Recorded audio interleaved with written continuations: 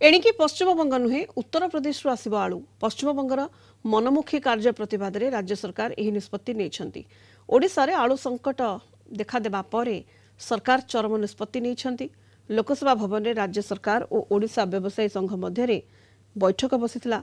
खाद्य जोगाण मंत्री कृष्णचंद्र पात्रଙ୍କ अध्यक्षतार बसिथिबा बैठक में उत्तर प्रदेश आलू आनिबा निष्पत्ति होईछि। आलू को नहीं पश्चिमबंग सरकार विभिन्न समय समस्या सृष्टि करुछंती। यासह आलू जोगाण नहीं मनमुखी कार्य चलाइछंती। यार प्रतिवाद में पश्चिमबंग आलू अणाजिब नाही बोली निष्पत्ति होईछि। प्रथम पर्यायर धीरे धीरे पश्चिमबंग आलू आसिबा कम कराजिबो, परे संपूर्ण बंद कराजिबो। उत्तर प्रदेश किछि आलू ट्रक आसी ओडिशा रे पहुंचिछि। आगामी दिन में अधिक परिमाणर आलू आसिबो बोली कहिसंती खाद्य जोगाण मंत्री। आलू विषय नहीं विधानसभा बहुत हुलस्थुल है।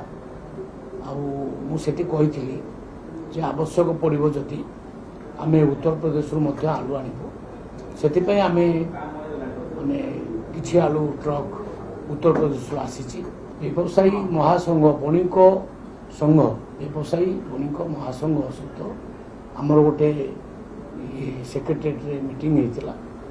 आम पदाधिकारी उपस्थित थे। से आम सहित आलोचना कलापर जना पड़ा जो उत्तर प्रदेश आणिले भल क्वालिटी आम आलू पाइबू एवं रेट से चढ़ा अधिक होना केवल ट्रांसपोर्टेशन जहाँ टी अधिका पड़। तेणु आम डिसीजन नेलु 10 ରୁ 20 ट्रक से ऑर्डर देवे। आगू धीरे धीरे आम उत्तर प्रदेश आलू आणबू आउ वेस्ट बेंगल आलू आनिबा धीरे धीरे बंद कर।